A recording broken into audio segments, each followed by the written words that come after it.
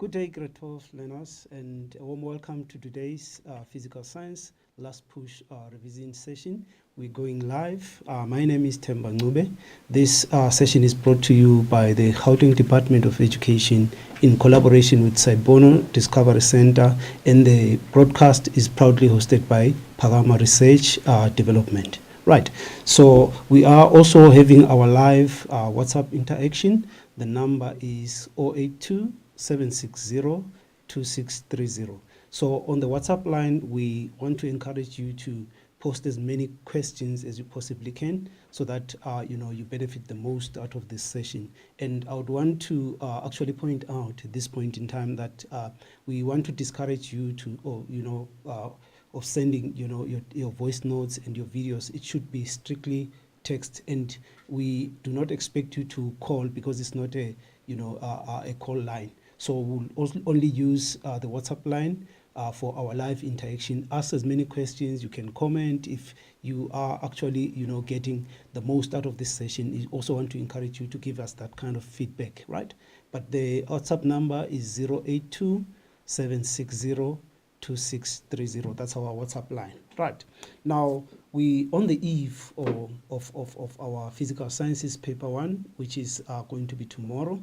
Now, we most certainly hope that our focus on various aspects that are very, very important, because amongst a lot of topics, there are those key things that we definitely want to encourage you to remind yourselves of on the in the as part of the last push. So what are some of these things? Without any waste of time, let's dive straight into it. Right. Okay. Right, so the structure or the layout of the paper is as follows, as you see it on your screen, right? We've got section A, which is obviously the multiple choice, which covers all the topics, right? So that is carrying a weight of 20 marks. So 20 marks, it's one of the long questions, if you can think of it. So you need to dedicate or allocate a decent amount of time in terms of addressing the multiple choice. We'll look at into the detail in terms of some of the techniques, what are some of the skills that are necessary in as far as attempting multiple choice. And then we've got the long section, which is section B, right? Section B, each question will be based on a specific topic or a combination of topics, because some of the concepts, they actually tend to overlap. So we need to pay careful attention to that. The mark allocation is 130 marks. So the grand total is 150, which will be attempted in a period of 3 hours. So time management is another thing that is also very important. How you break down the 3 hours, and within the 3 hours, there's no time for sleeping, right? So you need to effectively utilize the 3 hours. Now, there's that 10 minutes reading time, before you start at 9 o'clock, for argument's sake. So in the 10 minutes, what you do, you actually look at the questions where you think you can get the most marks. Then you consider starting with those questions. Well, how's that going to benefit us? It's going to benefit you in terms of, your level of confidence. You'll also effectively utilize the time or the 3 hours, and you'd also, have a decent amount of time to tackle those questions on the day that may, be challenging. I don't want to use the word difficult, right? So that's the layout in as far as the mark allocation, right? Now, let's look at the topics. Just as a reminder, this is something that most probably all of us are familiar with, okay? We've got the mechanics, which carries, the greater proportion of marks in paper 1. What are the topics in paper 1? Mechanics, we've got the Newton's laws from grade 11. Remember, it's the 4 Newton's laws, the 3 that have to do with motion, and then the other one that has to do with universal gravitation. All this is in grade 11, okay? We also have vertical projectile motion, right? We also have linear momentum and impulse, right? These go together. And then we also have work, energy, and power. So if you look at the mark allocation, that is 65 marks, right? Now, this is 65 of the 150, which by comparison, it says, indeed, mechanics carries a lot of marks. Okay, we also have another topic or section or knowledge area, which is electricity and magnetism, which is the second largest weight, which is 55 marks of the 150. We've got electrostatics from grade 11. that has to do with your Coulomb's law, your electric fields, electric field at a point. All those topics, they fall under electrostatics, right? We also have electric circuits, right, as well as electrodynamics, right?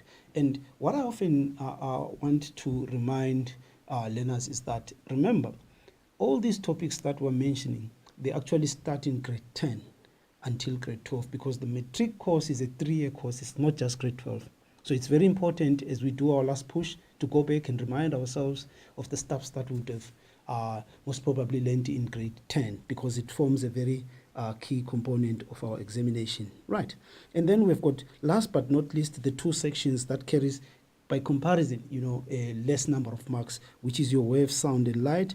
That has got to do with Doppler effect, your absorption and emission spectrum, which is a smaller weight compared to the other topics under wave, sound, and light. And then last but not least, another 15 marks comes from the photoelectric effect, as well as absorption and emission spectrum. Now, why am I mentioning them both under matter and materials, as well as sound, wave, and light? Because there's an overlap of these 2 very important knowledge areas. You need to try and see how each one of them fits into the other. But because in essence, when we talk about electromagnetic radiation, we're actually talking about waves.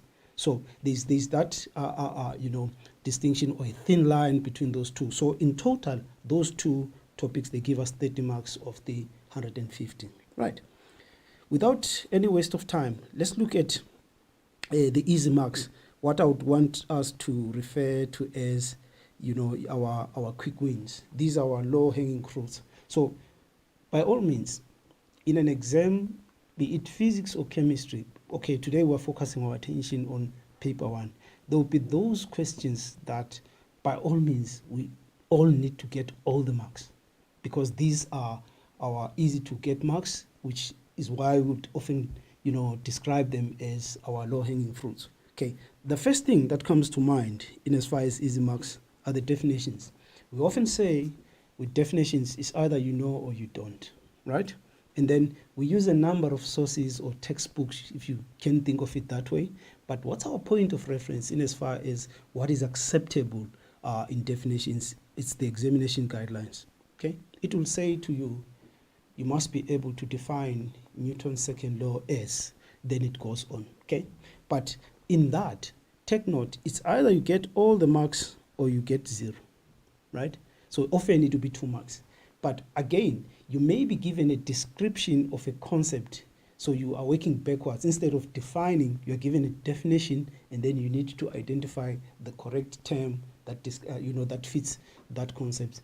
It's still under defining. So if you are to identify a term, let's say photoelectric effect, you are told that, okay, the ejection of electrons from a metal surface by action of electromagnetic radiation, then the term that fits that description is photoelectric effect. So it will be 1 mark. But if the examiner says to you, define Newton's first law in words, you get 2 marks. So you need to pay careful attention to the keywords, okay? The keywords are what is important. We'll look at one of, a lot of examples to say, what is it, what does it mean exactly when we say you must pay attention to the keywords of the definition? It is without these keywords, then you forfeit the 2 marks, right? Okay. Now, the context in which you use the keywords must also be correct. In other words, when I read your definition, it should make scientific sense, okay? You mustn't twist it. Hence, we are referring to the examination guidelines, right? And then in the long questions, you are also required to remember a definition or 2. There may be cases where you have got more than 1 definition in a question, okay? So look out for that. We still maintain that these are precisely our easy marks. Then in terms of the action verbs or the action words, that one needs to look at in as far as our easy questions on definitions. It will be the word define, state, name. It could be a principle, a law, a phenomenon. It could be anything or a concept. So these are our easy marks. And if you calculate the number of marks that one can actually accumulate in as far as definitions are concerned, it can give you a decent minimum pass requirement. But we obviously want to work beyond that, because we've got our targets that we've set, and we want to obtain as many marks as we possibly can. So our point of departure in that case will be our definitions, right? Okay, moving along. Okay, this is another aspect that I want us to address. We've appreciated the fact that the multiple choice is 20 marks. Now, not all the questions within the multiple choice section are, straightforward. Some of them, they require some level of, application, some level of understanding, some level of thinking. And in some cases, it will be just remembering a concept or a definition, which is fine. Which still, we can classify that as, our easy marks. Then it says to us, the 20 marks, we need at least, let's say, 25 to 30 minutes to actually do the multiple choice, because not all questions are straightforward. But also, with that in mind, we also want us to remind ourselves of what are some of the key things that one needs to pay attention to in as far as multiple choice. First of all, you need to read the problem statement within a multiple choice or any other question for that matter with an intention to understand it first. Because there's this thing to say, I've seen this before, then it throws you under the bus, right? We don't want that, most definitely. And then while you're reading the problem statement within a multiple choice section, make sure that you highlight or you underline the keywords, because these keywords are essentially what we would want to think of as the catch. There is always a catch within any question that you'll be confronted with, okay? And then pay attention to the words that are written in bold, in uppercase, in italics. It could be anything. It says the question is precisely about that concept, or that term or the phrase that is written in uppercase or capital letters must give us what we call, the catch or the gist of what the question is all about. So pay attention to those. Okay, it could be words like constant velocity, it could be the words like accelerate, it can be anything. And then also subsequent to that, you can decide whether this question is about remembering, either you know or you don't. Use effect in terms of showing understanding of a phenomenon or a concept. Is it about a definition? Is it about a unit of measurement of a quantity, right? We'll look at examples of such. And then is it the formula in terms of the concept itself, okay? And then also, we must be able to eliminate, but then it's important to also point out the fact that when you eliminate, you've actually read the question first and understood. While you eliminate any of the four possible options, the thinking must be why you actually saying that is incorrect. Okay, you can only do that once you have understood the question and you have located the question within a specific concept or a topic. You say, okay, this question is about Coulomb's law. Then you know what the Coulomb's law says. Then you are able to eliminate the options. So, and we also indicated that you need to allocate sufficient amount of time. 10 questions, 20 marks, you can't answer them in 5 minutes. Okay, I think it's logic, right? Okay, let's look at practical examples. But before that, the first part, which is the mechanics, which carries a total of 65 marks. That's your Newton's laws, linear momentum and impulse, your vertical projectile motion, as well as your work, energy, and power. You'd realize that all these topics that we've listed, in one way or the other, actually in many ways, they have to do with the Newton's laws or the forces. And we want to appreciate the fact that a force is applied on an object or exerted on an object by something. Then that's how we are able to identify or describe forces, so that we are able even to, draw free body diagrams or force diagrams, right? Now, the three laws of motion, very, very important, because they've got a lot of implication in as far as the other topics in mechanics. Your first law, what is important about it? It talks about an object that is at rest, okay? So if an object is at rest, it's not moving, it maintains its position, okay? So think about the forces acting on that object. If we're saying there's a zero net force, okay, it's a very important question. If there's a zero net force acting on an object, would you say there are no forces acting on the object? Definitely not. What we are saying is that the sum, because the word net means total, then we are saying that the total of all those forces is equal to zero, right? And in terms of motion of the object, it's either the object maintains its position or stays at rest, or it moves at a constant velocity. And in both cases, the object experiences a zero acceleration. That's the very important thing in as far as the forces. And then how is the Newton's second law different? The object experiences a non-zero net force. Now, we're still talking about a single object in as much as in the first law. Now, the difference is that when it comes to the second law, this object experiences a non-zero net force, which causes the object to accelerate. While in the first law, the object does not accelerate as a consequence of a zero net force acting on it. So we can say a lot of things, but it's essentially about that, right? And then the third law talks of two bodies, object A, object B. That's the difference. Now, each object exerts a force on another. The magnitude of these forces equal, yet they act in opposite direction. And this happens simultaneously, which is at the same time, okay? We need to also remember that. It's just a reminder. Now, let's look at a practical example of applying the technique of responding to multiple choice questions. First of all, read the problem statement with an intention to understand, highlight the keywords. A wooden block is placed on a table. And then it's pushed, causing it to accelerate. Okay, that's a keyword for me. Which one of the following statements regarding the frictional force? Okay, so it's about the frictional force, and we appreciate that the object experiences some acceleration. First of all, let's appreciate that. If an object accelerates, what does it mean in terms of the forces? It means there is a non-zero net force, and the net force acts in the same direction as the acceleration of the object, according to Newton's second law. So this is about Newton's second law. Okay, let's call it Newton 2 for now, right?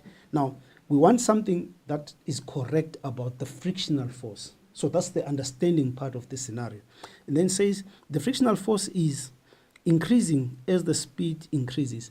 Now, is there any relationship between how fast an object is moving and the frictional force, the magnitude of the frictional force that it experiences?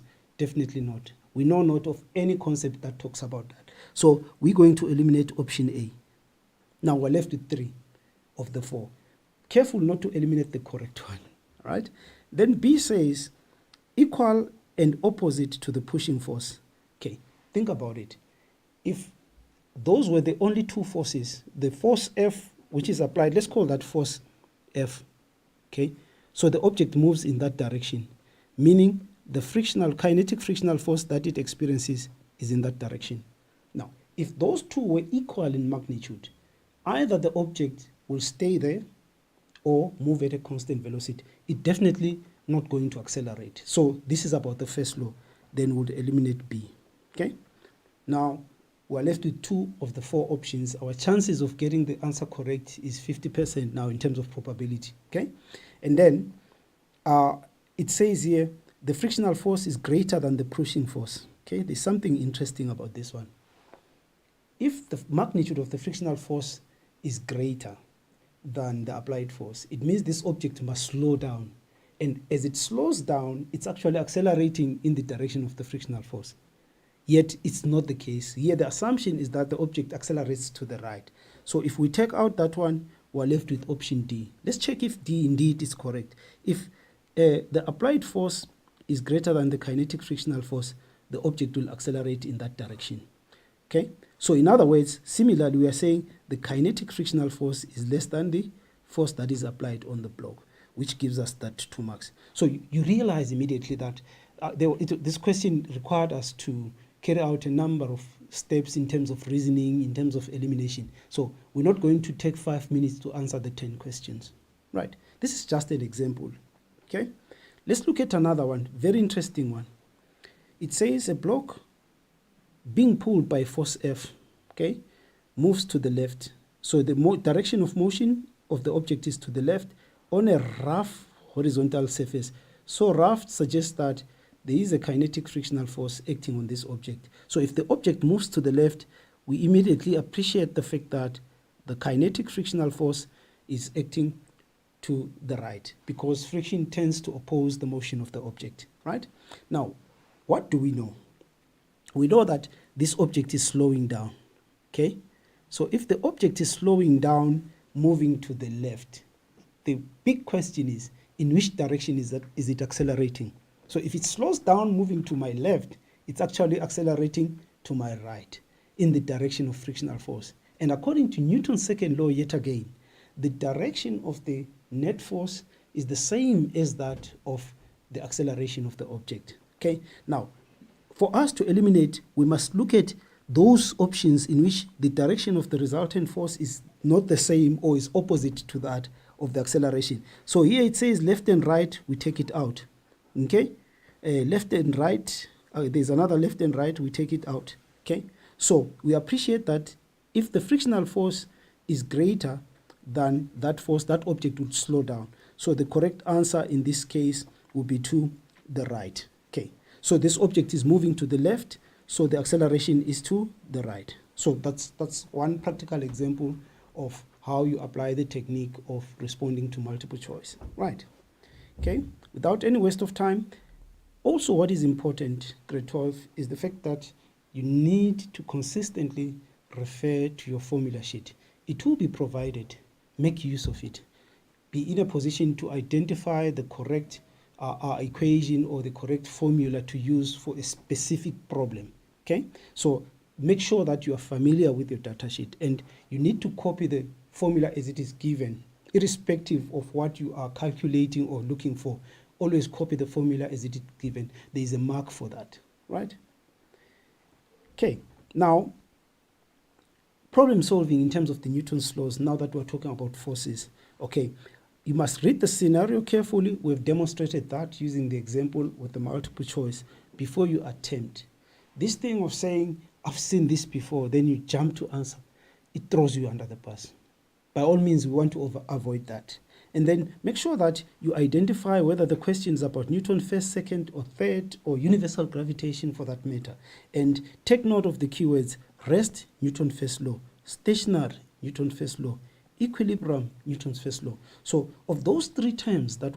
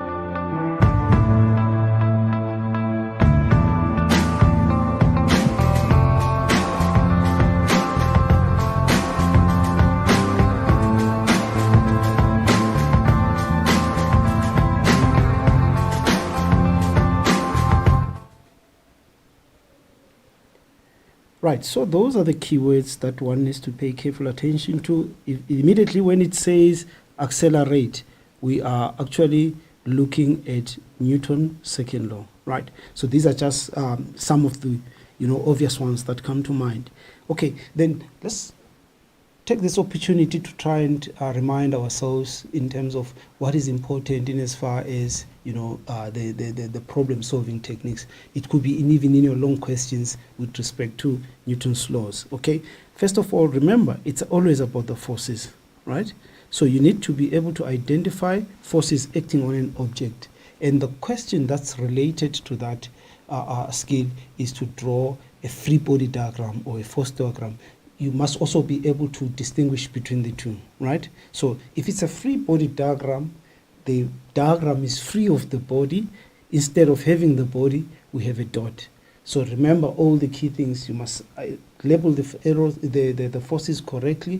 Okay, this is essentially not a scale drawing. Okay, so we're not so much concerned about the magnitude of the forces, but make sure that the tail touches the dot and there is also direction. Okay, underline the keywords such as rough surface, smooth surface, in terms of implications on the presence of the kinetic or static frictional force, right? And then also pay attention to the mark allocation. So if a free body diagram has got, let's say, 4 marks, you are also expected to identify 4 forces correctly. So it's a mark for each correct force, right? And then also the data sheet is very important in as far as the definitions, theories, laws, and principles, right?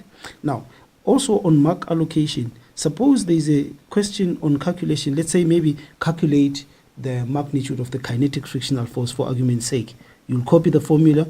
F kinetic is equals to mu k multiplied by n. You'll copy the formula like that. Do the necessary substitution and then get the correct answer based on your calculations, and then make sure you include the correct SI unit as well, right? Now, in some cases, you may need to carry out conversions, right, to SI units. So before you substitute, make sure you carry out the necessary conversions, right? Here is an example, okay?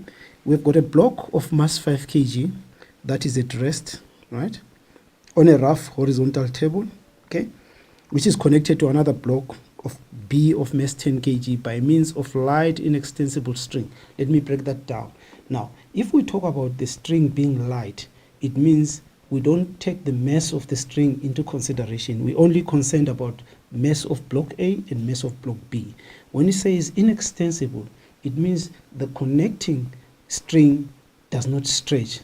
So as the two objects move as a system, we actually want to appreciate that there's a constant tension force as a result of those two connected bodies, right? And then the pulley is also light, so we don't take into account the mass of the pulley, okay? There's a force that is applied of 120 newtons upwards as shown in the diagram. Now we're also given the magnitude of the coefficient of kinetic friction. When the statement says ignore the effects of air friction, we are talking about on object B in this case, which is moving vertical. So that does not mean the surface on which 5 kg or block A rests is smooth, right? So the obvious question here will be a free body diagram. Let's say for argument's sake, we start with object A. There is the object A, right? We know this is a rough surface, so there is a kinetic frictional force acting on that object in that direction, right? We also have the weight of the object, okay? We also have the normal force, right? So the normal force is exerted by the surface on the object, okay, perpendicular to the surface. And then there's this force that causes 5 kg to move that way, which is the tension force in this case. So if this was a question on free body diagram, you were supposed to get 4 marks. So a mark for each correct force. And then as far as object B, we have got, there is object B, there's that applied force of 120 newtons, right? Okay, we can call it the applied force. Right, for now it's fine. And then there is the tension force on B, okay, exerted by that string, right? And then also because there is a mass of 10 kg there is obviously the force of gravity that acts on object B. So this will be 3 marks, that will be 4 marks, Okay, because everything else will start from us understanding the free body diagram correctly. All right. So, in other words, if say we are given this question, we are able to do follow-up questions, but these follow-up questions will actually be based on the free body diagrams. Hence, free body diagrams must be correct. Here's a different scenario, right? Whereby we've got an 8 kg block that is pulled up in a rough inclined surface. What does that mean? It tells us that there's a frictional force acting on the 8 kg, right? Right, and then it moves at a constant speed. Now that's our catch. Look at how constant speed has been written. It's written in bold and in capital letters. So this tells us what? There is a zero net force acting on the 8 kg block, right? And then force F is parallel to the inclined plane as shown in the diagram. So the first thing is to identify forces. It could be by aid of a free body diagram. So we've got this force pulling object 8 kg up, object P up the incline. We can call it F, it's fine. Okay. Also, we've got the weight of this object, all right, which is force of gravity, which is vertically downwards. Now, when it comes to the normal force, remember the normal force is exerted by the surface on the object and it acts perpendicular to the surface. So the direction of the normal force is perpendicular to the surface. Now, as this object moves up the incline, the surface is rough. So there is also a kinetic frictional force acting on this object. So in other words, there are 4 forces that act on this object, right? And now, remember, if we are, say for argument's sake, we're interested in determining the magnitude of this unknown force F. Remember, guys, in terms of the components of gravity, there is this component of gravity, which is Fg parallel to the incline, which we're saying is mg sine theta. So theta is actually the angle between the horizontal and the incline. So that's our theta. When it comes to our perpendicular component of gravity, which is Fg perpendicular, we have mg cosine of the same angle, 30 degrees. So now, guys, I want you to remember that these 2 formulae for determining or for resolving the components is not in the formula sheet. You must remember this formula so that you can use it appropriately. Right. So those are some of the few things that I wanted to just quickly remind you of. But the importance of the free body diagram is that as a follow-up to that, when it comes to calculations, we would have to base our calculation on our free body diagram. Right, and remember these are actually vectors, so direction is very, very important. Right. Okay, so some of the things about the free body diagrams, just to also remind, to touch base with that, know the difference between a free body diagram and a force diagram. So we're saying the free body diagram is free of the body. Instead of the body, we've got a dot. Okay, make sure that the tail touches the surface of the dot, and also there is correct direction, and use the correct labels for each of the forces that you identify, right? And then remember, the normal force is always perpendicular to the surface, not upwards. We're trying to avoid that word because there are a lot of mistakes that may happen and we want to avoid that. And also, speaking of another force, frictional force, it acts in the opposite direction of motion. And remember, the difference between kinetic frictional force and static frictional force. Also refer to the data sheet with respect to that, right? Okay. And then that's as far as some of the, amongst a lot of things on Newton's laws. Now let's remind ourselves of the stuff on vertical projectile motion, right? This has to do with 2 very key concepts, which is free fall and a projectile. Keywords in defining. So the definition can either be define the term free fall or define the term a projectile. Remember, free fall is the type of motion, okay, while a projectile is an object, okay. Now, these 2 are actually connected in the sense that a projectile undergoes free fall, right? So free fall being a type of motion in which the only force acting on the object is the force of gravity, while a projectile is an object on which only the force of gravity acts on it. Okay, right. So if gravity is not gravity, actually the force of gravity, let me distinguish this. So we've got universal gravitation G, we've got small letter g, we've got Fg, right? What are the differences? Capital letter G is the universal gravitational constant. That has to do with the tendency of any two objects to attract each other, as explained by the universal law of gravitation. While small letter g refers to the acceleration due to gravity, right? While Fg represents the force of attraction between two objects, towards each other's center, right? Now, two key things about free fall as a type of motion is that there is only one force that acts on the object, and then secondly, as a consequence of that single force of gravity acting on the object experiences a constant acceleration. Now, this acceleration is constant in both magnitude and direction. So the magnitude is that, which is exactly that small letter g, while the direction is always downwards. Why? Because that force acts downward. So this has a lot to do with Newton's second law. Why are we saying that? Because if the force of gravity is the only force acting on the object, then it says to us that force of gravity is the net force, and in which direction does it act? It acts downwards towards the center of the earth. That's why the object will also accelerate downwards.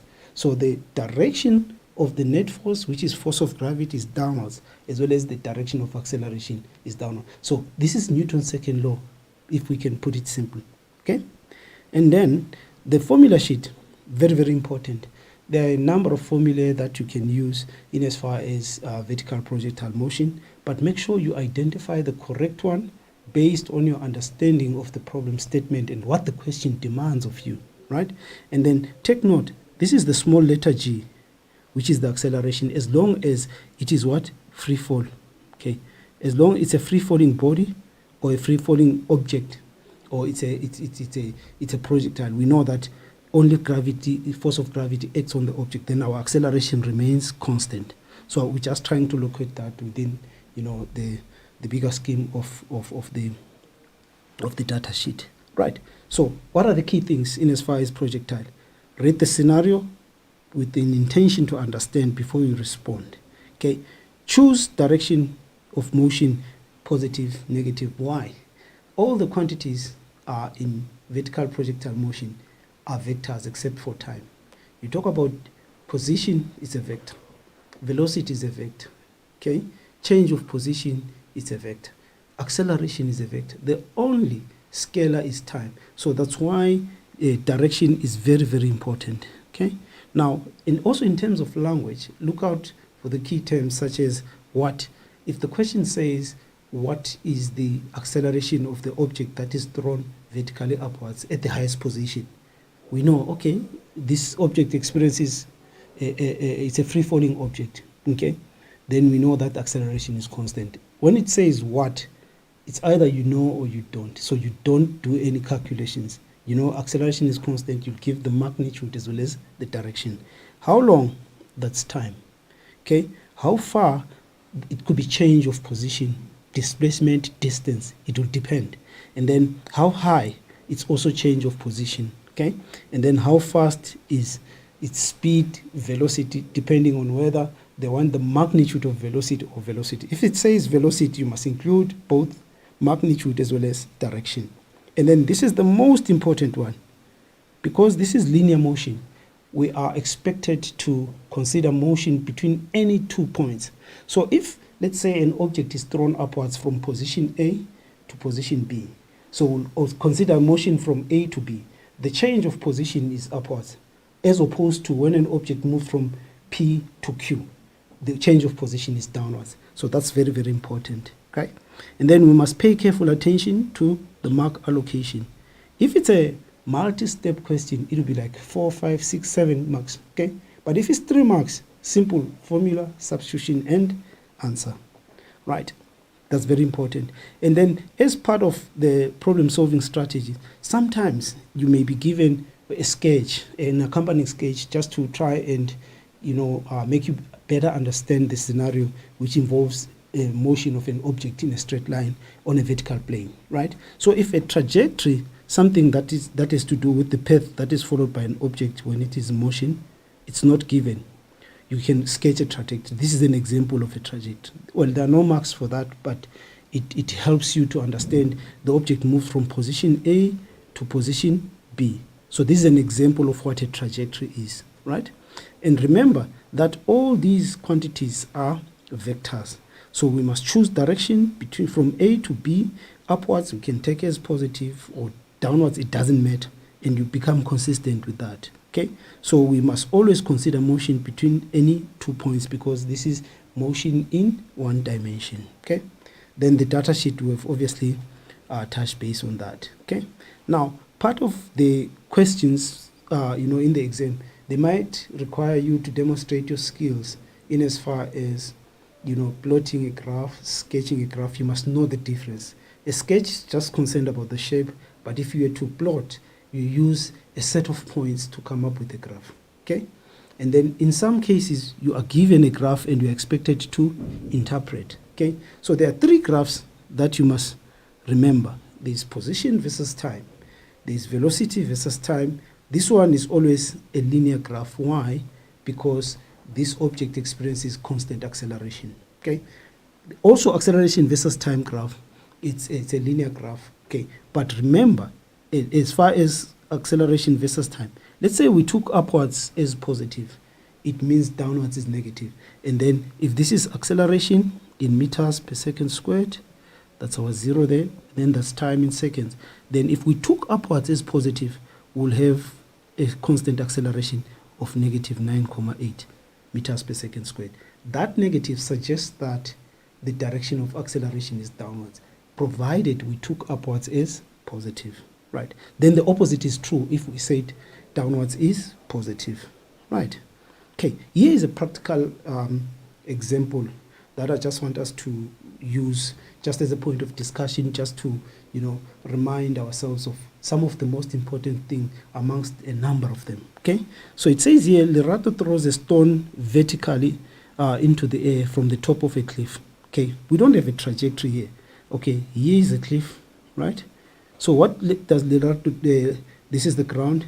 This learner throws the stone vertically upwards. Okay, what happens to the stone from the edge of the cliff? It goes upwards and then comes back to the ground. So this is an example of a trajectory. Okay, now it says it took 3 seconds for the ball to strike the ground. Take note of that time. Okay, and then the velocity versus time graph shows the motion of the stone. Ignore the effects of air resistance. Now, that's a very important statement.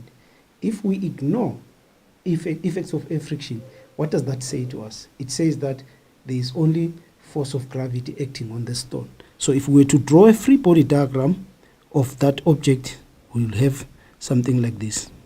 Okay, that's FG. So this is a free body diagram of a free falling object. Okay, so we are able to analyze the motion of this object as a projectile, right? And then if you look at it, the initial velocity at time 0 is 10 meters per second. So V initial is equals to 10 meters per second. And this 10 meters per second is positive. Now we can immediately realize that according to this graph, upward was taken as positive, which explains why the gradient of that velocity versus time graph is negative. Why is it negative? Because it represents the acceleration, which is constant, right? So once the acceleration is constant, we know it's a free fall type of motion. Okay, and then in the first 1.02 seconds, what is actually happening? The velocity is decreasing. Yes, indeed, as the object moves from position A to position B, velocity decreases, or it is slowing down, which explains why that graph is going down until 0. So how long did it take the ball to reach the highest position? So this is position A, this is position B, right? How long did it take the ball? It's 1.02 seconds. So from A to B, 1.02. And then to come back, if you can check, 2.04 seconds is twice, or is double 1.02. So the time it took the stone to go to reach the highest position is the same time that it took to come back, right? So think about the displacement of the ball.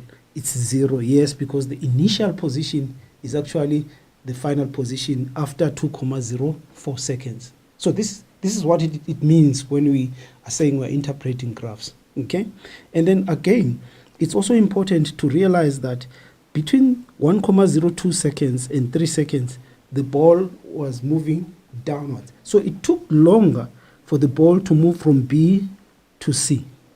That's why the graph below in that quadrant is comparatively longer, because it says, yes, if it was undergoing constant acceleration, it means it took a longer time in comparison when going down than going upwards. Right.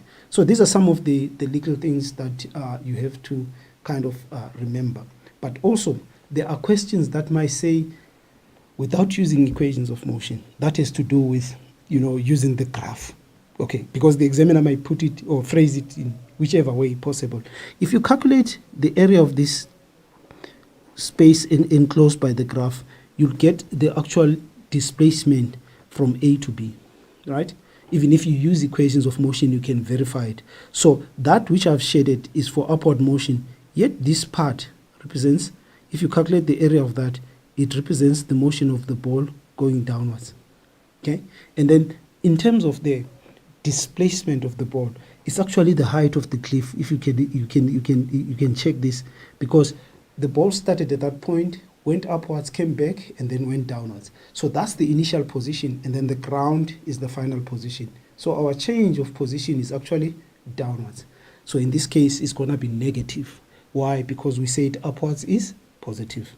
So those are some of the stuff that you definitely need to recall in as far as interpreting, applying equations of motion in as far as problem solving.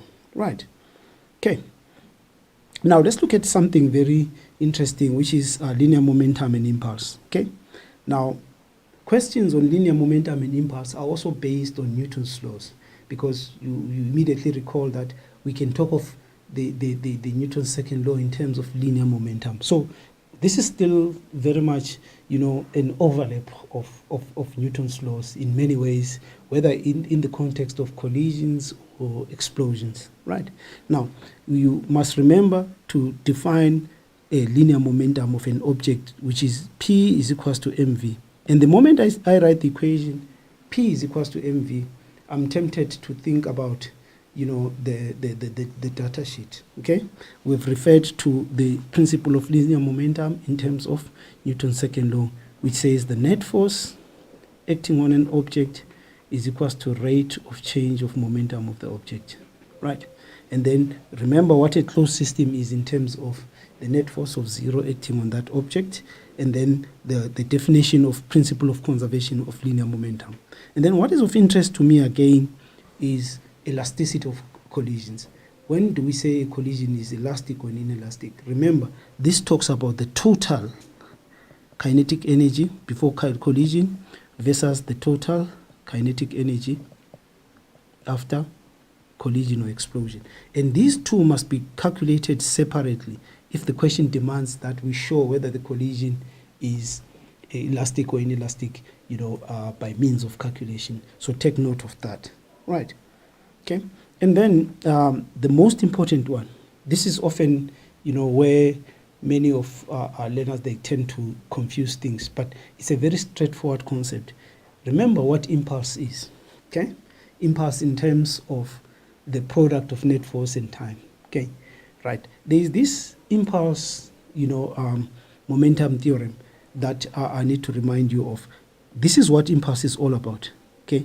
The product of net force and time on an object. So this is measured in Newton second, and we're saying Newton second because it's a product.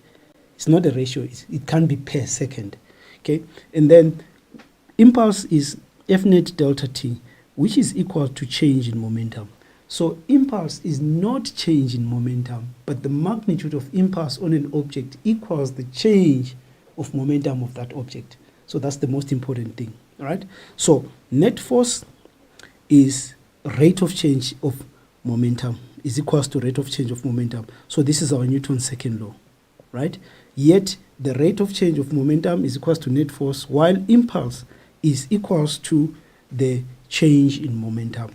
So I think we've made that point. Very, very important. You must be able to also pay attention to, you know, your direction in terms of vectors, because net force, change in momentum are all vector quantities, right? And now remember, the problems on linear momentum and impulse are actually based on, you know, your Newton's laws, okay? Because the moment you talk about a change in momentum of an object, okay, which is delta P, you're thinking of the product of net force and time on an object, okay? Now, what causes the object momentum to change? It's a net force acting on an object over a period of time. So the net force causes the object's momentum to change, okay? So you need to establish that link, and remember the link between the direction of change in momentum and the net force, which must be the same, okay?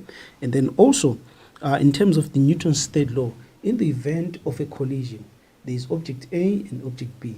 Simultaneously, they exert a force on each other, equal in magnitude, yet opposite in direction. And again, we're saying direction, okay? So there's a strong link in terms of collisions and explosion as far as the Newton's third law, right? Okay, we've spoken about the impulse momentum theorem, okay? What are the key things that you have to pay attention to in as far as problem solving? Number one, this we cannot overemphasize. Please go through the question with an intention to understand. Highlight the keywords. Don't say I've seen this before. The scenario might look familiar, yet to find that there's a small thing that, you know, that separates it from what you've seen before, okay? You know what they say about familiarity. So read the question carefully, or the scenario, the problem statement, and highlight the keywords, okay? Also take note of direction in terms of vectors, right? Very, very important. The data sheet always provided. The mark allocation, what is important about it is it's an indication of how much we have to do. If it's a definition, it need to be 2 marks. If it's a free body diagram, the number of marks indicates the number of forces. If it's a calculation, if it's 3 marks, it says formula, substitution, and answer, including the correct unit. And direction, if it's a vector, right? And then also, if it's a multi-step problem, you have to find something first, use that something again to determine the final solution to the problem. Then you get 4, 5, 6, 7 marks, okay? And then also, we've spoken about the elasticity, which has to do with the total, okay, kinetic energy before and after. You don't equate the two. Calculate them separately and then compare them. If it's not equal, then we know the collision is inelastic because total kinetic energy did not remain constant. But if the total kinetic energy before collision equals the total kinetic energy after collision, then we can conclude that indeed the collision is elastic, right? Okay, guys.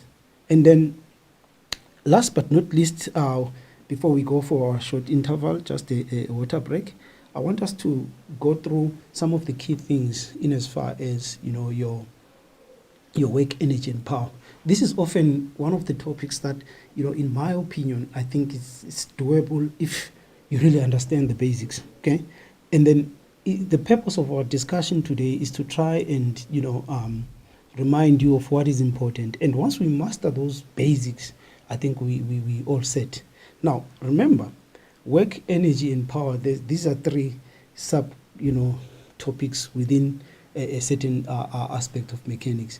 They are related to each other in many ways. They also have to do with forces, like we indicated. So remember, work is done by a force. So to put this in context, what does work on an object is a force. Hence we talk of work done by a force on an object, right? So here's the formula. So this is work done by force F for argument's sake, okay, in terms of notation. So it will be F times displacement, how big the force. And if you look at force and displacement, both of them are vectors, right? Then we've got cosine of angle theta. So theta is the angle between these 2 vectors, the force doing work on the object and the displacement of the object. Okay, so if an object does work in the direction of displacement, if a force does work on an object, right, let me capture that again. If a force does work on an object in the direction of the force, so this theta will be 0 degrees. it means then it does positive work because the force does work in the direction of displacement. While if theta is 180 degrees, okay, that object does negative work. That's cosine of 180. Okay, so what that simply means, it says that the object does work in the opposite direction of displacement. Okay, that typically could be your kinetic frictional force if you think of it as an example. Okay, so you must be able to identify positive and negative work in terms of forces doing work on the object. Okay, remember again the energy principles. So the examiner would often say, without using equations of motion, or would say using energy principles. There are three energy principles that we know of. First is the principle of conservation of mechanical energy, as we know it from grade 10. We also have the work energy theorem that many of us tend to think that's what work energy and power is all about. Definitely not.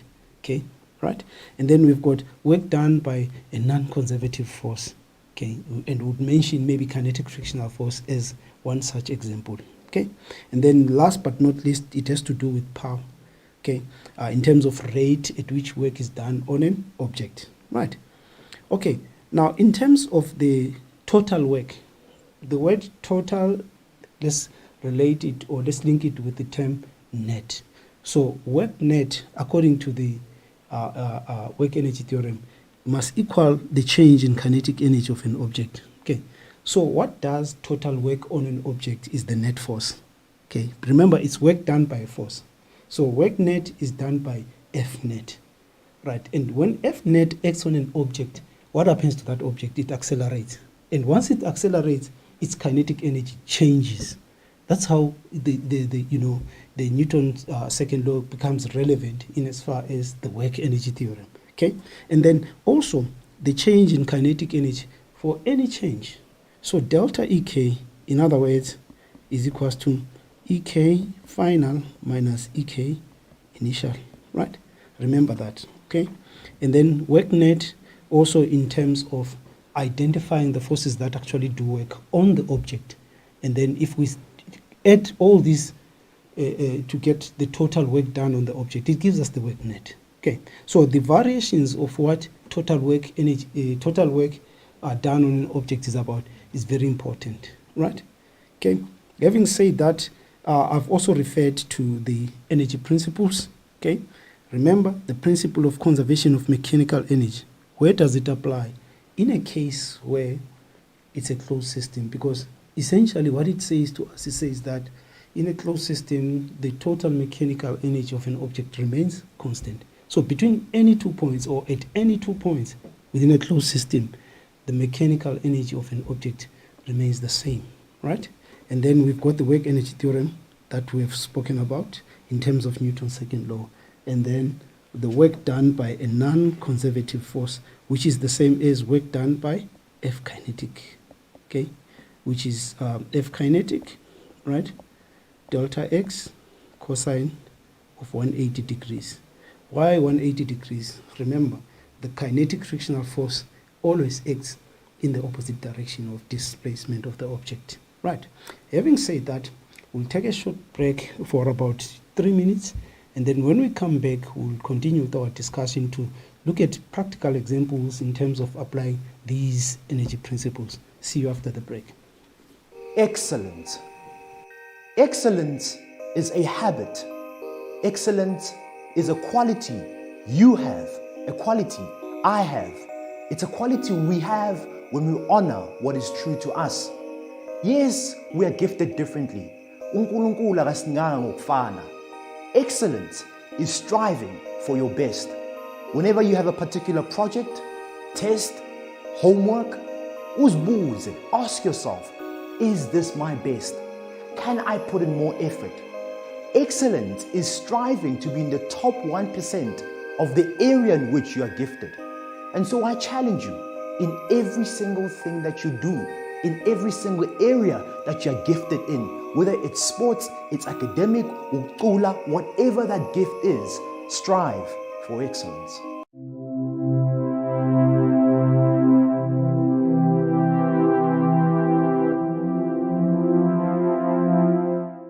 You have been given power to decide to decide whether you want good results in your life, in your schoolwork, or you want bad results.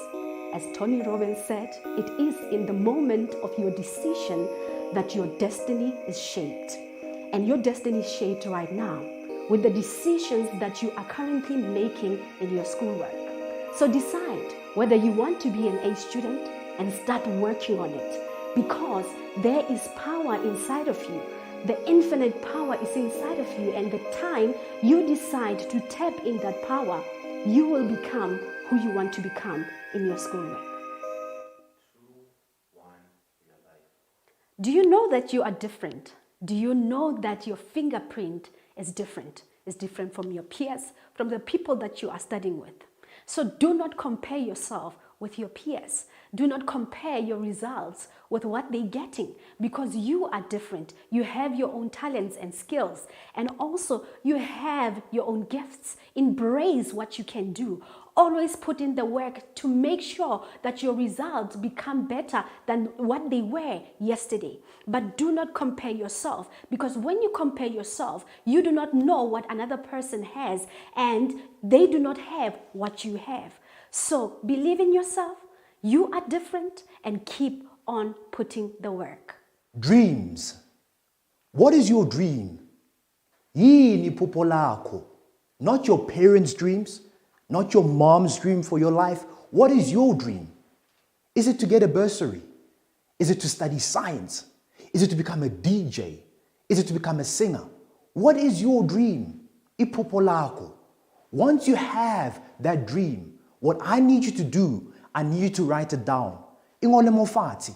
Write it down, ibhale phansi, and read it each and every single day when you wake up. Read it each and every single day before you go to bed, and remind yourself of where you want to see yourself. What is your dream? Write it down, meditate on it, and go after it with everything that you have.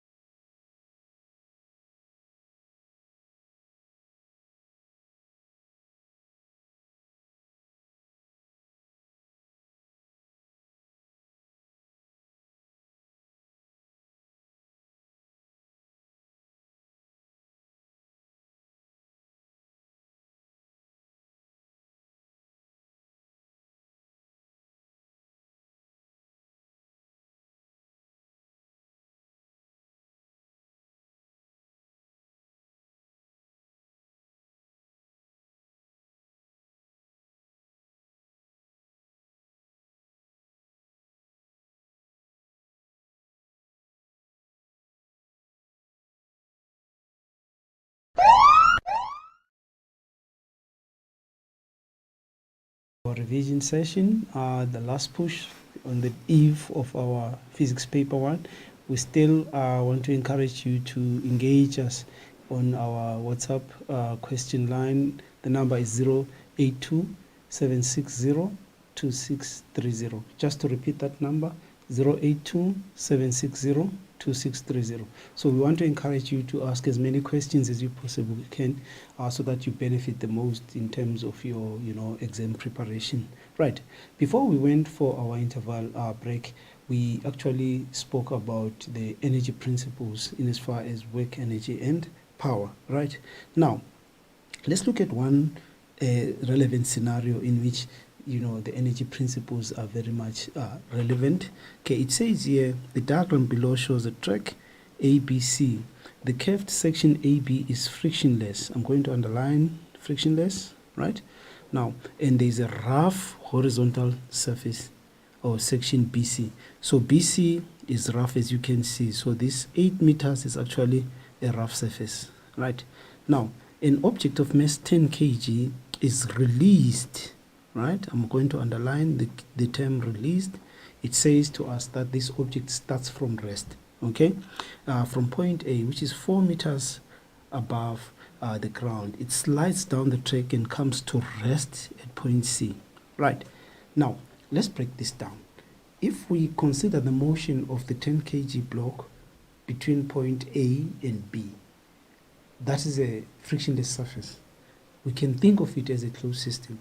So we can apply the principle of conservation of mechanical energy to say that the mechanical energy of the object at point A is equals to the mechanical energy of the object at point B, right? So in the form in your calculations, you'll say E mech at A equals E mech at B. So this is one of the energy principles. But from B to C, as it slows down and eventually coming to rest, we appreciate that there is a non-conservative force that does work on that object. And you'd realize that this object, as it moves from position A, from position B to position C, it actually slows down, okay? The reason it is slowing down is because there is that kinetic frictional force acting on the object. Okay, so if we were to draw the free body diagram, okay, this is the force of kinetic friction, and then that's the object, and then we've got the normal force which is exerted by the surface on the object, and then we also have the weight of the object. And then in terms of work done on the object, we know that the normal force and the weight do not do any work on the object because they act perpendicular to the surface. Yet the kinetic frictional force does the negative work on the object. Why does it do negative work? Okay, so if this is the displacement of the object, okay, and then that's the kinetic frictional force, the angle between them is actually 180 degrees. That's why the kinetic frictional force does negative work. So this is a typical example in which you can try and apply, the energy principles. And the moment the question says use energy principles, you are not expected to use equations of motion. Okay, so we've identified the 3 energy principles that are important, right? So this is just one of the things that are very important. Okay, and then in as far as the Doppler effect, I want you to pay careful attention to this one, because the assumption many times is that questions on Doppler effect are actually straightforward. Sometimes they may not be as straightforward as you'd expect them to. Okay, because in some cases you'll be given a graph to interpret. While interpreting, you extract some information from the graph, and then subsequent to that you carry out calculations, right? So it will depend. Okay, now the following concepts are very important in as far as the Doppler effect is concerned. Is the Doppler itself. Okay, remember, this is all or nothing, 2 out of 2 or 0 out of 2. Okay, revisit your examination guideline to say what are the key words when defining the Doppler phenomenon. Okay, and how do we use these keywords in the correct context so that we get the 2 marks, right? Okay, and then we've got the Doppler equation. That equation, copy it as it is given, substitute correctly, carry out the calculations. These are easy marks. And then remember, the V from the general wave equation is the constant speed of sound in a medium. It may be given as 340. It can be anything. Sometimes you may be required to calculate the speed of sound in air. It can be anything. So in an equation, whatever quantity is involved, any one of those can be the unknown. Okay, so it's very important to actually understand that every scenario on Doppler effect is unique in its own special way. Hence, you have to read the problem statement, and understand before you attempt the questions. Okay, we've spoken about interpretation of graphs, as well as these ones are on applications on the Doppler of the Doppler. They're actually your remembering skills. Okay, it's either you remember what the Doppler effect is used in everyday life, or you don't. If not, go back and remind yourselves there are medical uses that is specific, right? And there are other types of uses which are generic. Then you can mention them based on the demands of that question. Okay, right. So, in as far as the Doppler equation is concerned, remember, one of the two, either the source or the observer, is stationary. We won't have a case for now where both are in motion. So it's either a moving source approaching a stationary listener, or a source that's moving away approaching a stationary listener. Okay, it can be approaching, that's moving towards, or moving away, right? Or vice versa. We can have a listener approaching a stationary source. Now, in both of these two last cases, the source is stationary, and it can either be moving towards or away, right? So remember, in terms of the equation, V is equals to F times lambda, right? And remember, if there's a constant speed of sound in air, we know that frequency is equals to speed over wavelength. So remember the link, wavelength is either short or longer.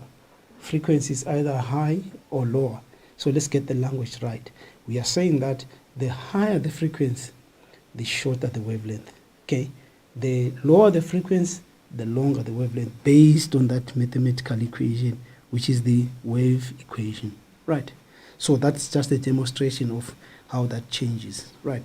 Then we spoke briefly about the applications or uses. So the word application is a fancy way of saying what are the uses of this phenomenon, as something that exists. Then we know the use of the speed traps. In terms of the speed traps, also measuring the speed of planets and distance. Think about the red shift, think about the blue shift. Okay, those things, they come into mind. And then, in as far as the medical applications, remember the blood flow meter, okay, the measuring of the heartbeat, during pregnancy, for a fetus, which is the unborn child. So these are strictly medical. So pay attention to those keywords in as far as the question is concerned. Right. Okay. Right. And then another thorny part, again, section that I feel as also usually electrostatics has got a lot of marks. Okay. Electrostatics has got a lot of marks. Okay. And because what is examinable in as far as electrostatics is work that we did from grade 10 and grade 11, and it is examined in grade 12, which is why I also indicated earlier on, or I alluded to the fact that, the matric course is a 3-year course. So let's not neglect the stuff that we did in grade 10 and 11 that is examinable. And electrostatics is one such area or one such topic, right? So what are some of the concepts that we need to remind ourselves of in as far as stuff that we've covered in grade 10 and 11? It's the principle of quantization of charge, right? This, according to the formula sheet, I'm also going to draw your attention to the data sheet. This is what the principle of conservation of charge is. The principle of quantization of charge, which in some cases it can be represented as Q is equals to N times E, right? What is this? Just to remind you, what do we mean when we say charge is quantized? We are saying that if an object is neutral, does it mean it doesn't have charges? Definitely not. It has the same number of positive and negative charges as you know it from the microscopic structure of an atom. Okay, then if something is going to be positively charged, what does that mean? It means a certain number of electrons were removed from that object, right? While if it's negative, the opposite would have happened. It means a certain number of electrons. And when we talk about the number of electrons, it's a whole number of electrons because we can't split them, okay? So if we take out one electron from a neutral material, What that says to us is that this material is positively charged, but its charge is such that there is one less electron than protons. Then it gives us that 1,6, positive 1,6 times 10 exponent, negative 19 coulombs. Again, I draw your attention to the formula sheet. Okay, it's important to understand that we're saying that any charge that exists is actually in multiples of the elementary charge.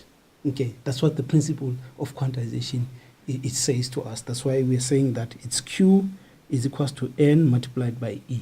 Right. So remember the principle of quantization of charge. You can use it also to calculate, number one, the charge. Okay, you can use it to calculate the number of electrons added or removed. Added if the material or the sphere or object carries a negative charge. The number of electrons removed if the material concerned carries a positive charge. So if it's going to be negative if there is excess of electrons. Okay, so once the question talks about number, think about the principle of quantization of charge, right? And then we have the principle of conservation of charge. Again, grade 10, right? What do we mean? And each time we talk of conservation, we must think about a closed system, okay?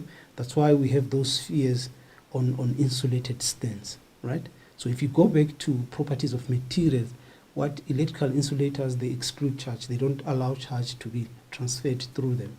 So by having those spheres on a stand suggests that, yes, indeed, we have got actually, a closed system, okay? So think about it in terms of the net charge remaining constant. They are brought together, separated. So there's a strong link between principle of quantization of charge and conservation, because if you bring charge spheres into contact, there is transfer of charge from one to the other, and that transfer is based on a whole number of electrons, which speaks to the principle of quantization of charge. Okay, and then Coulomb's law, grade 11, it's something that was still quite new to us. I think we've done it to our satisfaction. We know how to calculate the magnitude of the electrostatic force, the charges, the distance between the charges. That's what the Coulomb's law is all about. But then I would also want us to look into these on net electrostatic force and net electric field at a point, right? If I can quickly move on to net electrostatic force in 2 dimensions, right? It's easy to calculate, let's say, the magnitude of the electrostatic force, be it attraction or repulsion, for any 2-point charges in space. But if we have 3, we talk about net, which is the total. Right, suppose, for argument's sake, we've got 3-point charges, Q1, which is positive, Q2, that is negative, and Q3, that is also positive. Now, the significance of the compass point alludes to the direction. Why? Because electrostatic force is a vector, so direction is of importance to us, right? So say, for argument's sake, we want to determine the net electrostatic force on Q1. It's on Q1 by Q3 and Q2, okay? So our charge that we're interested in is Q1. There is Q1, right? So free body diagram or a vector diagram to help us to determine the direction of the net electrostatic force is something that we have to actually consider. So if we look at Q2, Q2 is negative and Q1 is positive. So what Q2 does, it attracts Q1 towards itself. So the direction of the electrostatic force by Q2 on Q1 is east. I'm not saying left, I'm not saying right, I'm saying east. So this is the force by Q2 on Q1, right? Okay, we can use Coulomb's law to determine the magnitude of that force because we have the size of the 2 charges and the distance. And then we also have the force by Q3 on Q1. So Q3 is positive while Q1 is also positive. So what do we know about like charges? They tend to repel each other. So Q3 will push Q1 in that direction. So this is the force by what? Q3 on Q1, right? Definitely then our magnitude of our electrostatic force is in that direction. So this is F net. And the direction of F net is southeast. So I would spend more time trying to come up with that vector diagram before I even do the calculations. And while doing the calculations, take note, please don't include the negative for the charge, because we know that opposite will be attraction and like charges will be repulsion, right? So this is one typical example of how you can use a vector diagram to determine the net electrostatic force in two dimension, right? That's one perfect example. And then the other stuff that is also important that you are most likely going to be examined on is understanding electric fields, okay? What is important in as far as electric fields? Remember, you need to have the correct shape of the field lines, okay? And when we talk about shape, think about the properties of electric field lines. They must not cross, okay, each other, right? And they must touch the surface of the charge. And then also, because in a field, in an electric field, another charged object will experience an electrostatic force. So force being a vector, you must also pay attention to the direction of the electric field, okay? So those are the three very important things that you have to pay attention to when drawing electric field patterns. It could be anything, okay? And remember, the direction of the field is from positive or away from the positive towards the negative, right? And then again, we have got net electrostatic, net electric field at a point. This is our E net, right? Okay, so from the data sheet, we know E is equals to K Q over R squared, right?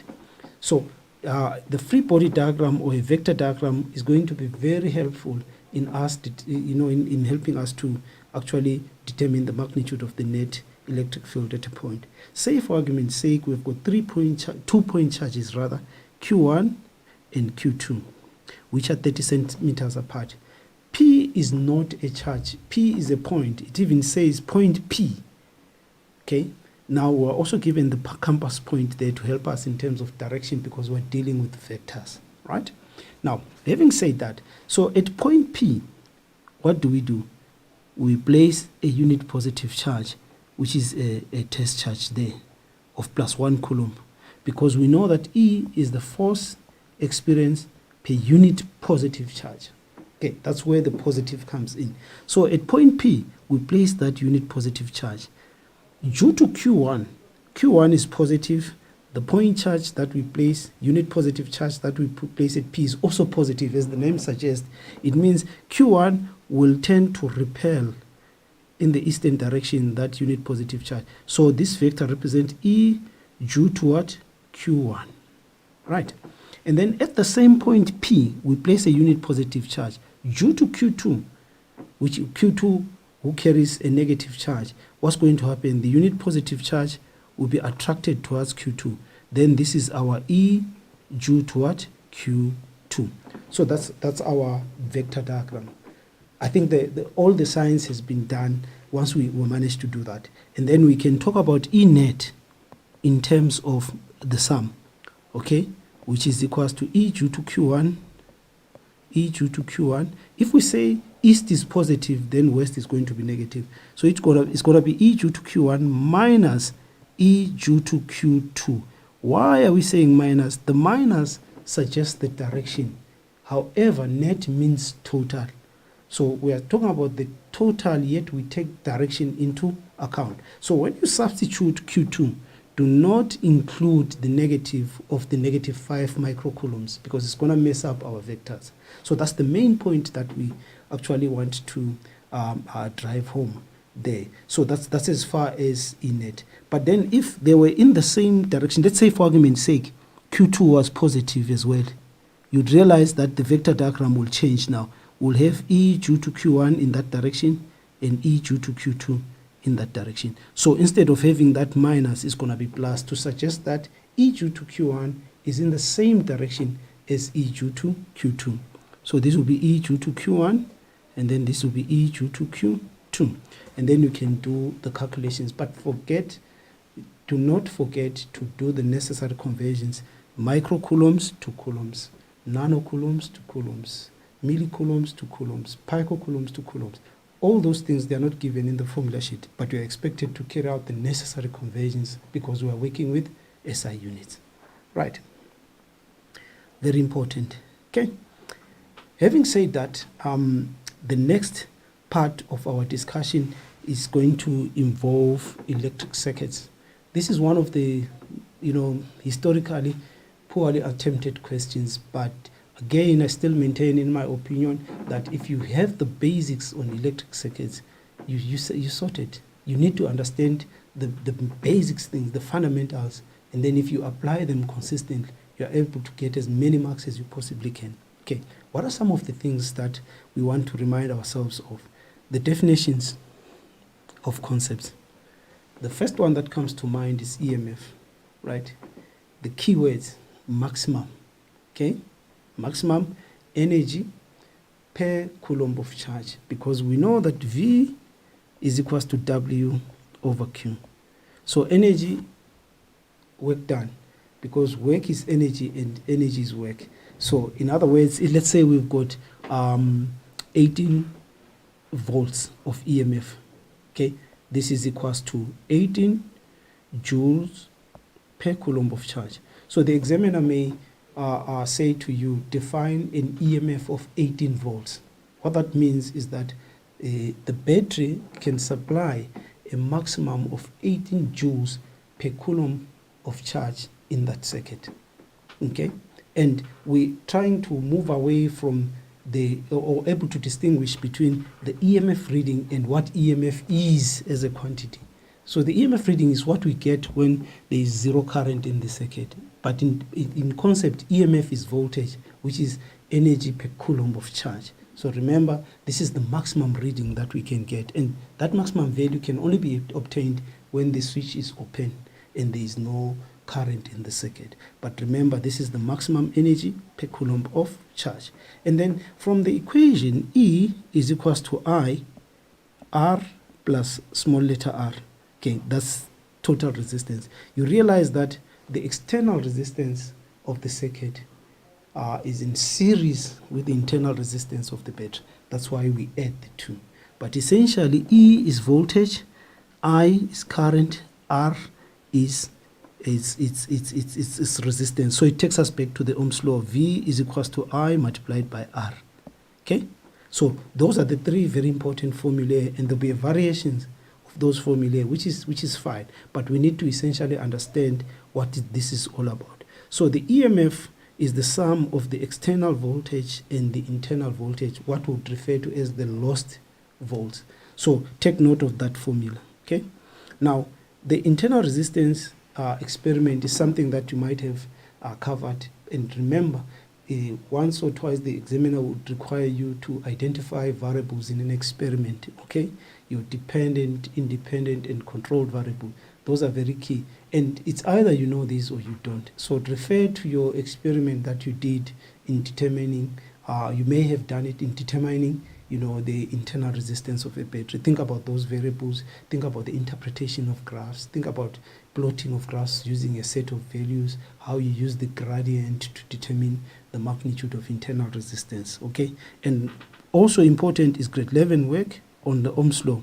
Beyond stating the Ohm's law, you need to be able to tell us how the Ohm's law is applicable in a context of electric circuits, okay?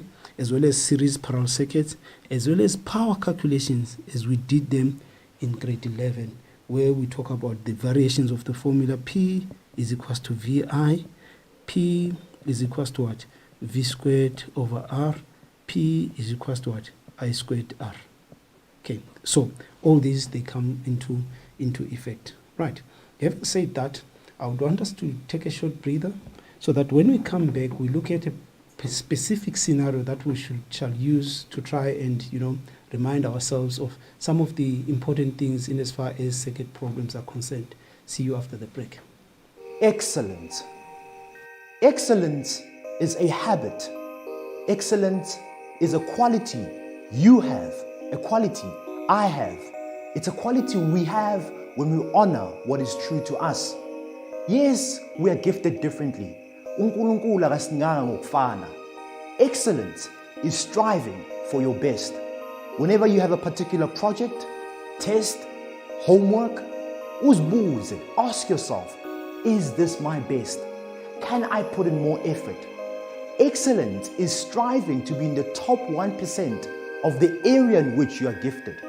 And so I challenge you, in every single thing that you do, in every single area that you're gifted in, whether it's sports, it's academic, ucula, whatever that gift is, strive for excellence.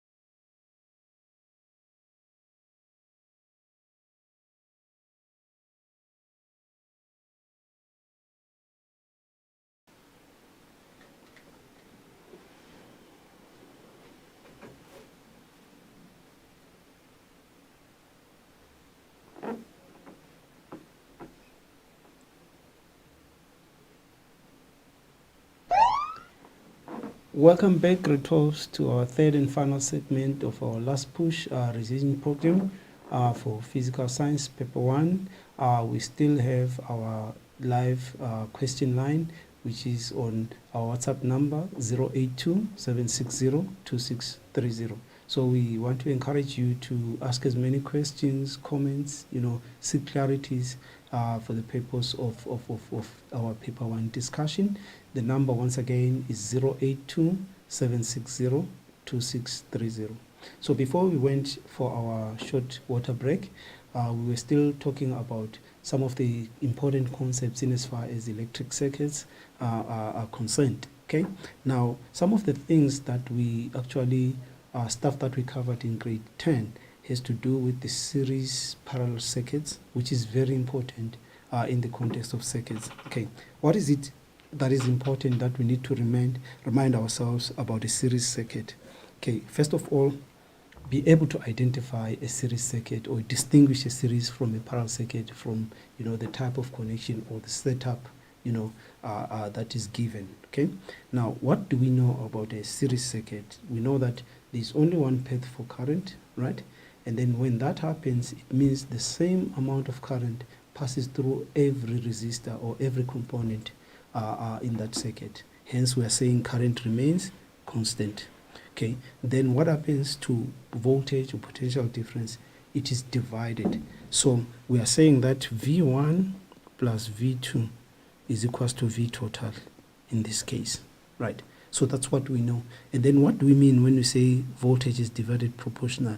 If light bulb 1 has got a greater resistance compared to light bulb 2, it means V1 will be greater than V2. However, we still maintain that the total voltage equals to V1 plus V2. Okay, and then in as far as the parallel circuit is concerned, we need to be able again to identify a given a circuit as either parallel or series. Okay, if it's a parallel, it means there's more than one possibility or path for current in that circuit, and as a result current is divided. So it's quite the opposite of series. So a parallel circuit is a current divider, while a series circuit is a potential divider. That's what we mean by that. Okay, and then what do we know? We know that V across L1 is equals to V across L2.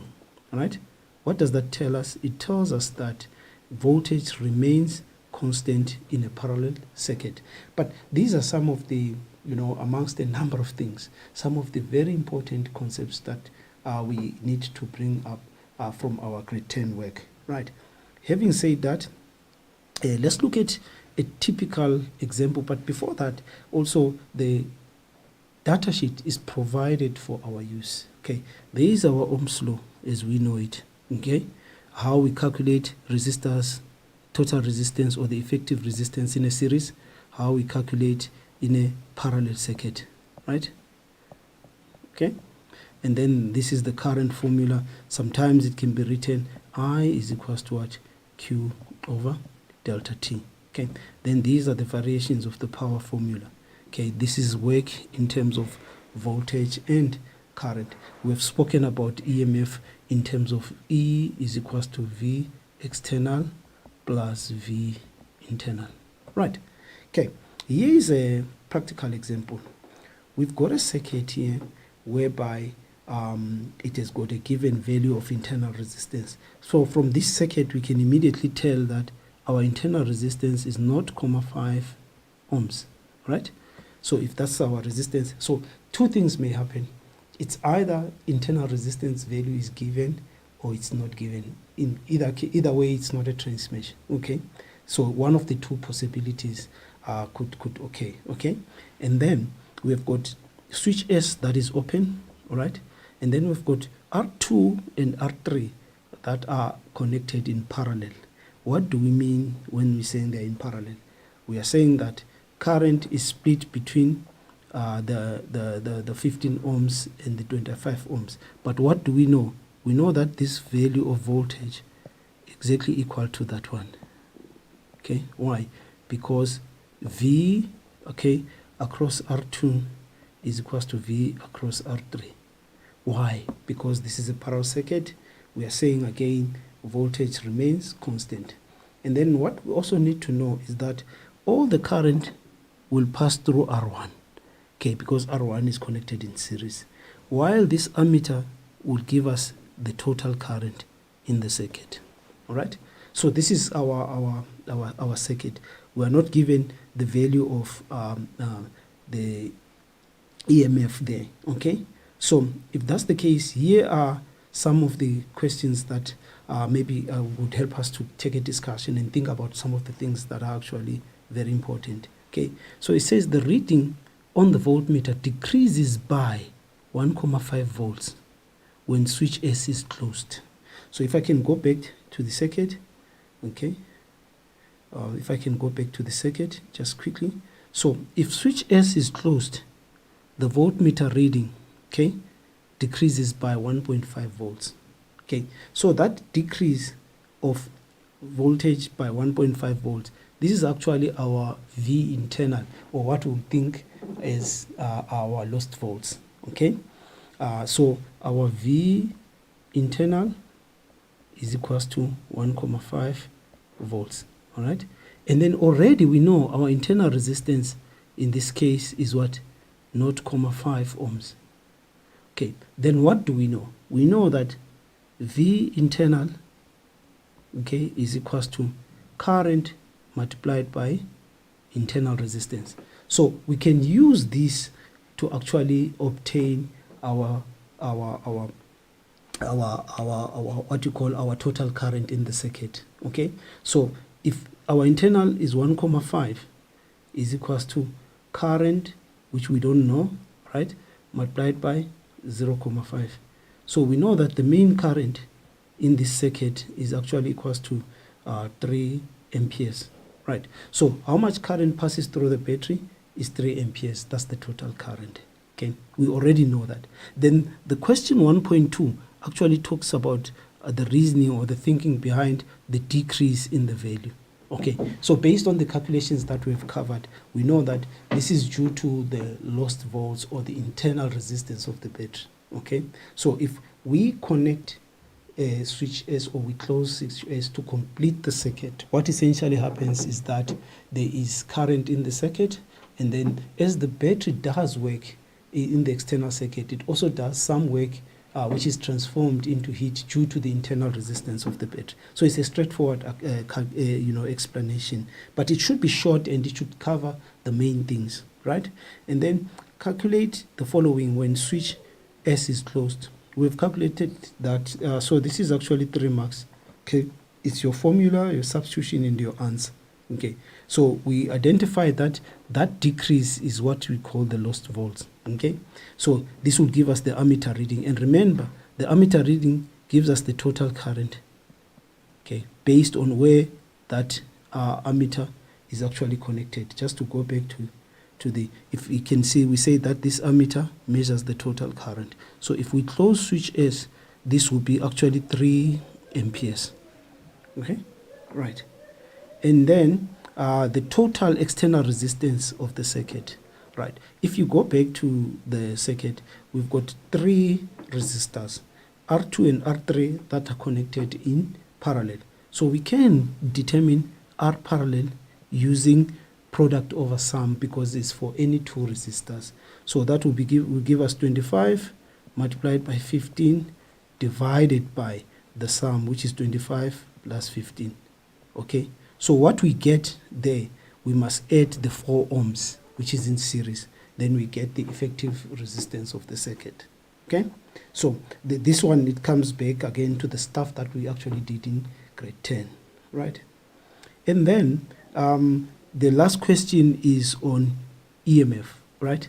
Now the equation is E is equals to what? I, okay, R plus R. If you'll agree with me that we've got this one, which is 3 amperes, okay, we calculated, would have calculated this one from the previous question in terms of the total resistance in the external circuit. And then this one is given as 0.5 ohms. Then again, this one is formula substitution and answer. So that's kind of straightforward. So any circuit is unique in its own special way. I want you to pay attention to that fact, to say, remember, yes, you might say, okay, this looks familiar, but at the end of the day, take note that every circuit problem is unique. So try and understand that circuit first before you answer the question, because the statement will say, study the circuit diagram below and answer the questions that follow. So that's the sequence. Okay, you first study with an intention to understand. Ask yourself many questions. Check, is it series, is it parallel? Is the ammeter measuring the split current or the total current? You know, are we given the EMF? Are we given the internal resistance? What equation can I use? And the moment we get to a point where we're thinking about equations of in circuits, we have to draw attention to the formula sheet. Copy the formula as it is without trying to manipulate it, substitute, get the correct answer from the calculator, include the correct SI unit. Okay, so those are some of the little things that you guys actually need to remember. Okay, and then we've got electrodynamics, which has to do with motors and generators, right? So, you know, in many cases, questions on electrodynamics actually have a lot to do with your understanding and as well as your remembering, because they are pretty straightforward concepts. Think about the Faraday's law of electromagnetic induction. This is a very important principle because it underpins how generators actually function. Okay, remember, if we talk about the Faraday's law of electromagnetic induction, it has to do with generators. Why? Because we're looking at how the magnitude of induced EMF is affected by the size or the magnitude of the rate of change of magnetic flux. Okay, think about it. For us to induce EMF at the ends of a conductor, we must move the conductor across or relative to a magnetic field, and when that happens, EMF is induced. Then we think about factors that affect the magnitude of induced EMF. Okay, think about what? The factors. Okay, that is strength of magnet. Okay, that's one of them. Number 2, okay, speed of rotation. Okay, 3, we can also talk about number of turns in the coil. Okay, these are number of turns in coil. So in essence, these are the 3 factors that definitely come to mind.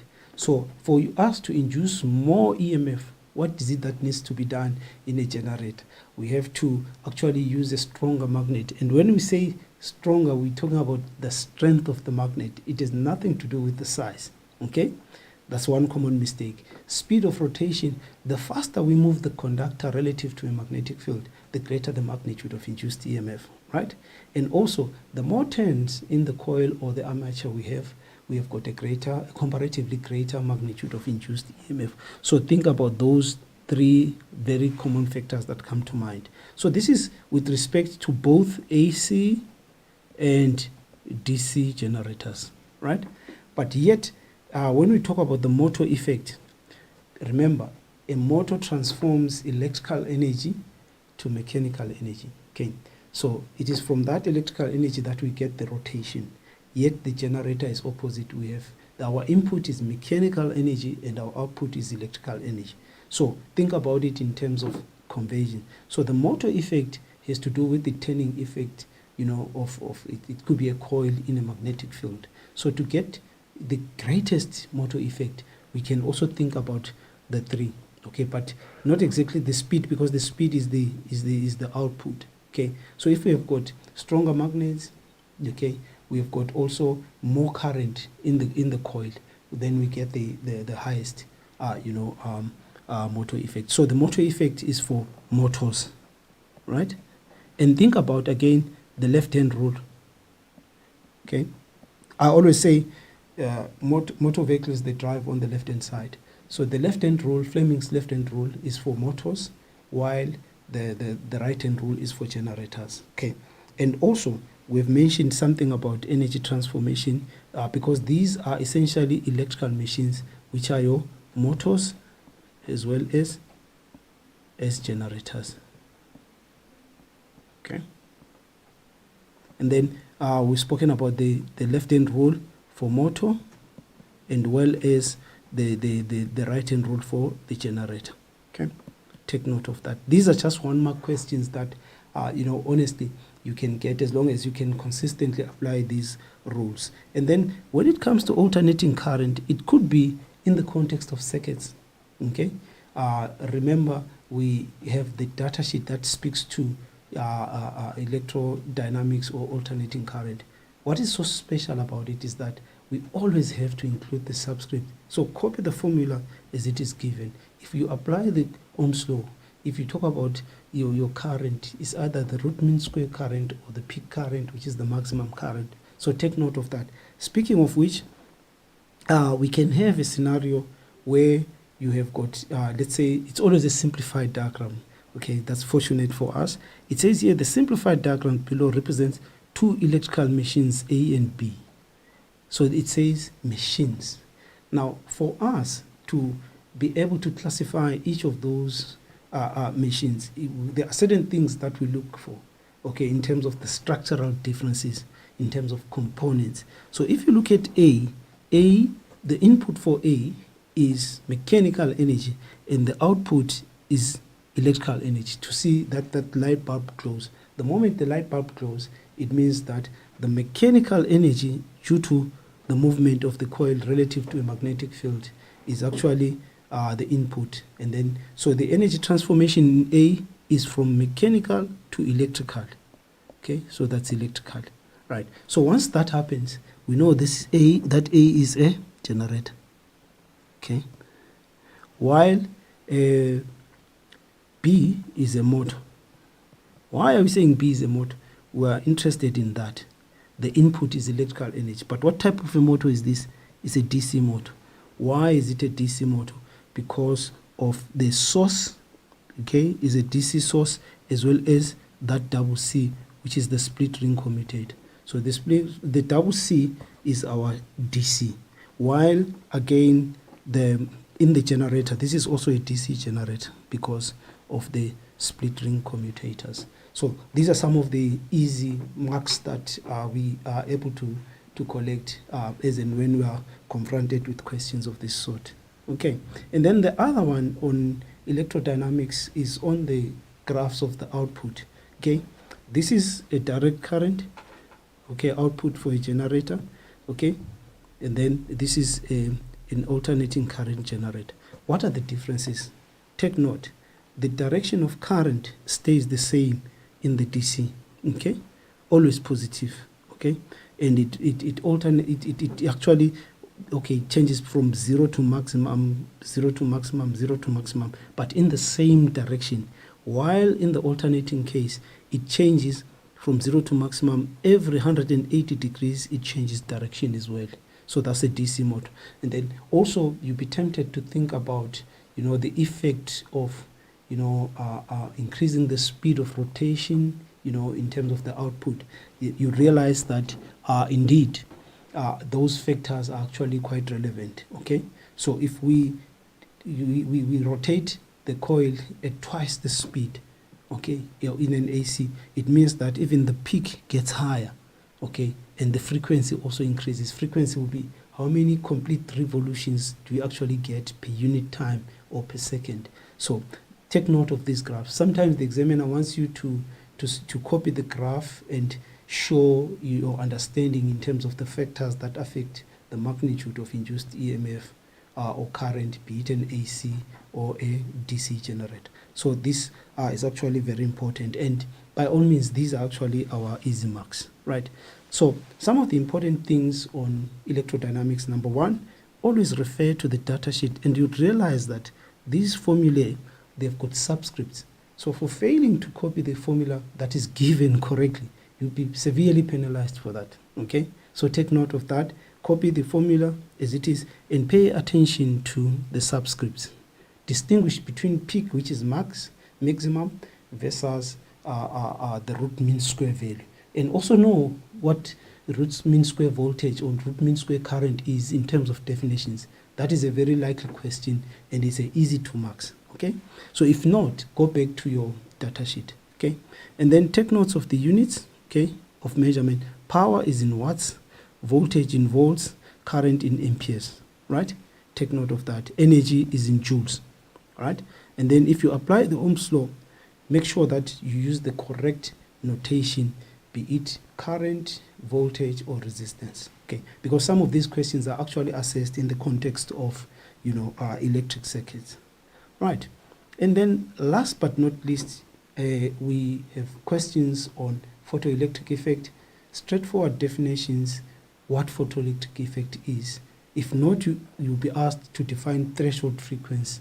You will be asked to define work function. Okay, these are the obvious marks that one can almost predict that will definitely be asked. And also remember the electromagnetic spectrum is the whole range of frequencies of different types of radiation. Relate frequency to wavelength using the equation C is equals to F times lambda. Why is this important? Because this has to do with light or radiation. So we're no longer using V, we're using C. So the data sheet will also help us. Also remember stuff on emission and absorption spectrum. be able to identify whether it's an emission spectrum or an absorption spectrum based on maybe the changes or the transition of electrons, in a given, it can be a sketch or anything, but make sure that you know that emission happens when there's a drop, absorption when there is an increase, right? Okay, this has to do with energy, right? So some of the tips in as far as the photoelectric effect that we need to also pay attention to. Number one, I think this one we have overemphasized once too many times, to say every scenario is unique in its own special way. Okay, so read the question, underline the keywords.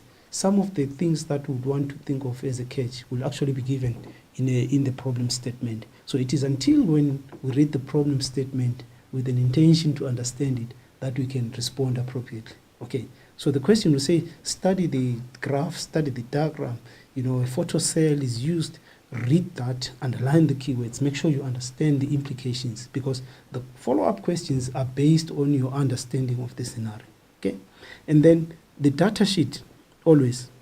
So if I'm confronted with any question that has to do with a calculation, it will be written force, all the formulae that have to do with forces, motion, electric circuits, alternating current, all that. So for the last question that is based on photoelectric effect, make sure you refer to that question that has to do with waves and light.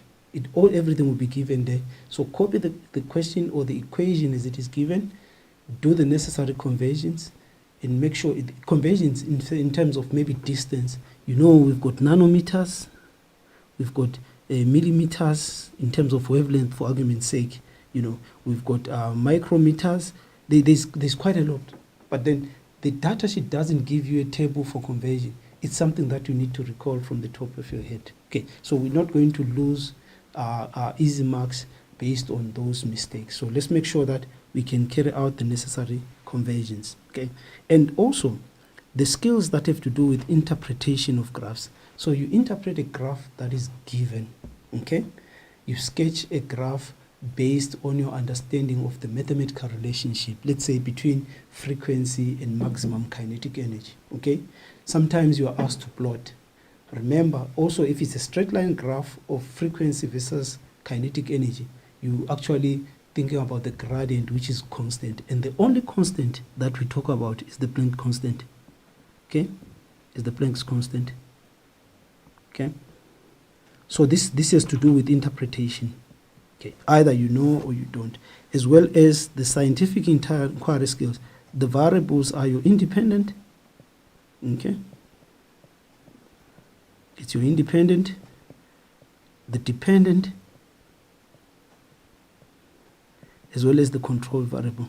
But beyond that, it's also important, grade 12, that you try and answer all the questions that are provided. Because in physical sciences, we don't have the pleasure of choosing. We answer all questions, which is why when you start with the questions which you can get the most marks on, it also elevates your level of confidence. Okay, what does it do? It also makes you to better manage the 3 hours that is allocated for the entire exam. Okay, and once you do that, you are able to collect as many marks as you possibly can, because again, this appeals to the technique as well, right? So the data sheet that I spoke about, it's also given there. It will be written waves, sound, and light. That's your photoelectric effect, your Doppler effect, you name it. Okay, so some of the stuff again is from our grade 10. Okay, like that of period and frequency, the general wave equation is grade 10. Energy of a photon is also grade 10. Those two are also from our grade 10 work. So make sure that you are quite comfortable with those, right? And then, guys, in closing, this question that you see in front of you is actually based on interpretation, okay? So if it's interpretation, you are actually given a sketch. In this case, this is not a plot, it's a sketch. It actually examines your conceptual understanding. Do you really understand? Like the question says, what is either you're not explaining. X talks about the cutoff frequency, F naught. It's either you know that the value of the Planck's constant is the constant gradient. Okay, why are photoelectrons not emitted?